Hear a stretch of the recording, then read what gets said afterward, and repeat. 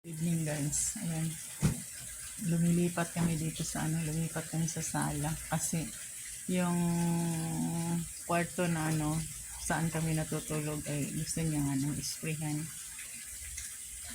kasi madaming langgam. Kaya ayun siya, lumipat kami dito sa sala. Siya lahat ang gumagawa kasi malakas yung ko, menstruation. Nakakatuwa talaga yung asawa na yan.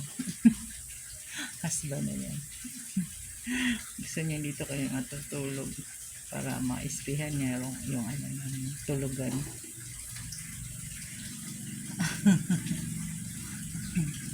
Ako yung nakaano lang dito, nakaupo. Lahat siya yung gumagawa.